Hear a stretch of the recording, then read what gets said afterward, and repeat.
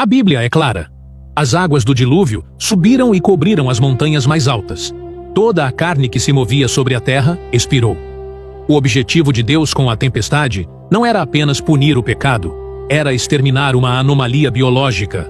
Os Nefilim, os gigantes nascidos da mistura proibida entre anjos caídos e mulheres. Quando Noé saiu da arca, o mundo estava limpo. O DNA corrompido havia sido afogado. Mas há um problema aterrorizante que a religião tradicional não consegue explicar. Se todos os gigantes morreram na água, quem era o gigante Golias que David enfrentou? Quem eram os monstros que aterrorizaram os espias de Moisés em Canaã?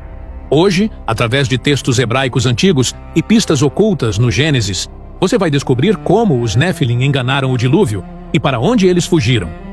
Durante séculos, estudiosos da Bíblia evitaram fazer esta pergunta simples, porque ela destrói o fundamento da narrativa salvífica cristã.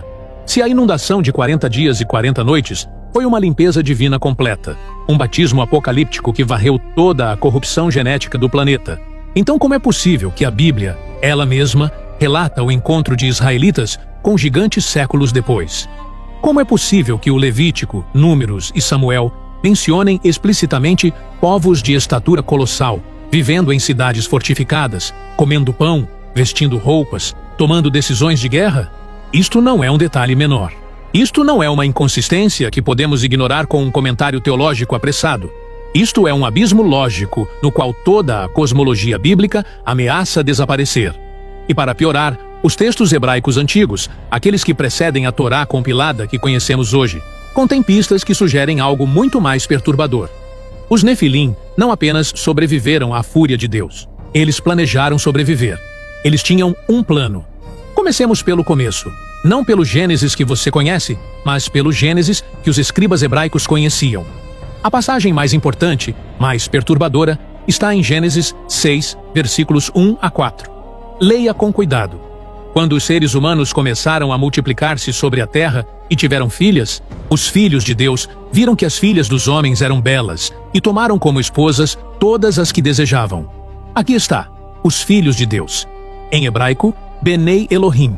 Não homens, não seres humanos, entidades sobrenaturais, anjos, seres do reino celestial, que desceram e cometeram o ato de procriação com mulheres humanas. O resultado? Havia Nefilim na terra naqueles dias.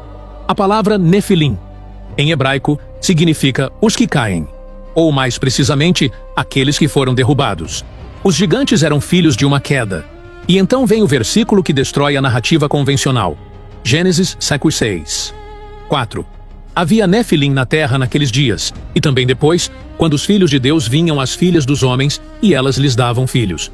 Aquele "e também depois" é a frase que deveria estar em negrito vermelho em todas as edições da Bíblia. Porque significa que os Nefilim não eram apenas uma anomalia pré-dilúvio. Eles continuaram existindo depois do dilúvio, depois da supostamente completa destruição de toda a vida na terra. Depois que a água se retirou, e Noé solta os seus filhos para repopular o mundo novamente. A semente corrompida dos gigantes havia persistido, e não apenas persistido, havia se multiplica novamente. Os estudiosos convencionais tentam contornar isto de diversas formas.